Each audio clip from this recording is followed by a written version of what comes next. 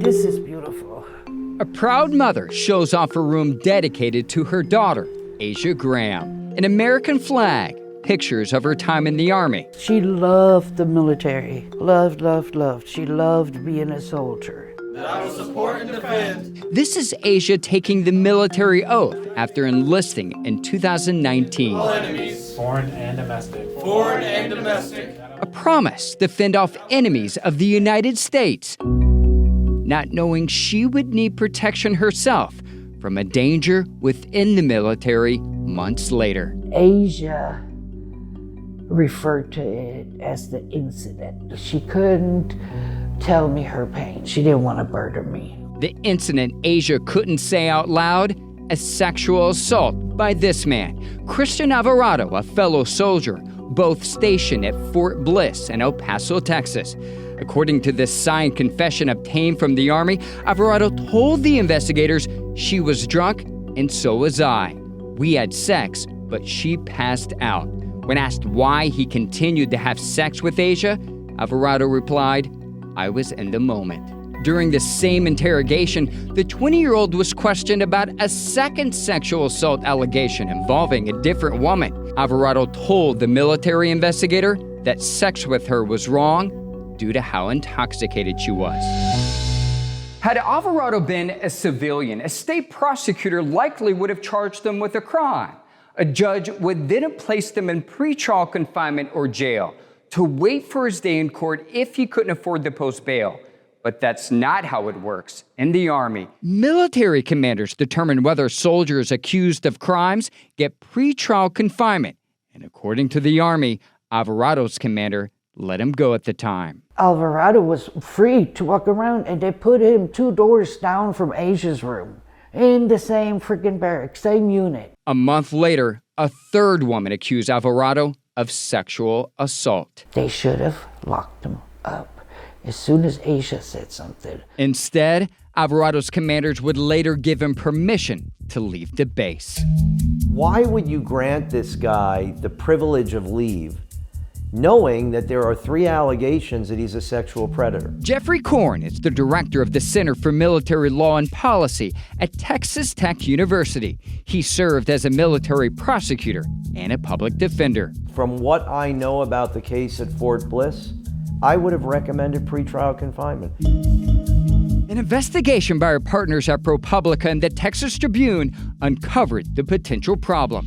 The news organizations analyzed nearly 8,400 courts-martial over the past decade. It found soldiers accused of sexual assault are less than half as likely to be placed in pretrial confinement as those accused of other offenses, like drug use and distribution, disobeying an officer, or burglary. It's happening in Army bases across the country. At Fort Riley in Kansas, soldiers accused of other offenses were placed in pretrial confinement more than twice as often than when accused of sexual assault. At Fort Belvoir in Virginia, it was more than 3 times as higher. This is my wristband from in jail. Olivia Ochoa understands the impact. While stationed at Fort Huachuca in Arizona, the Army charged her with using and possessing drugs and disobeying orders. She spent 103 days in pretrial confinement, most of that time spent alone. It's like I was falling apart, but every day I was just like, it's okay, I'm okay. You know what I mean? But honestly, But you weren't okay. I wasn't okay, no. Ochoa stopped eating, barely slept, and began losing her hair.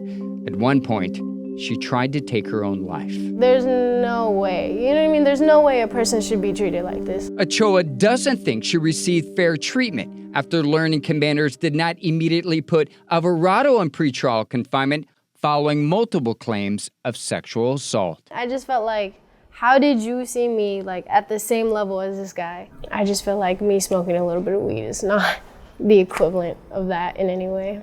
Before she left the Army, Ochoa reported a fellow soldier raped her off base weeks before being placed in confinement. Both were drinking. She passed out. When I had woken up, he was on top of me. He was in the process of raping me. The military found no probable cause to charge her accused. It was pretty clear to me, like pretty immediately, that no one believed me. I think they just figured like she's just a druggie trying to get out of her charges, trying to get some sympathy. A Huachuca spokesperson said the Army takes sexual assault allegations seriously and conducted a thorough and independent investigation into Ochoa's case. Back in Fort Bliss, commanders finally put Alvarado on pretrial confinement in March 2021 after 2 more women came forward with sexual assault claims. A military judge found him guilty of sexually assaulting Asia and another woman. He's serving 18 years in a military prison.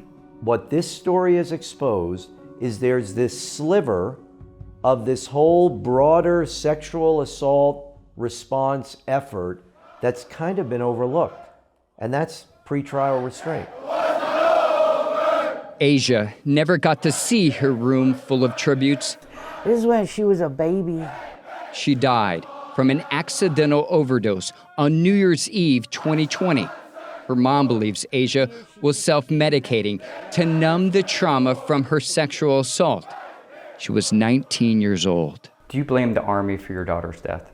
Yes, because they failed her. They failed to help her. I gave the Army a healthy 19-year-old girl, strong and everything, and I got back a box with a flag on top.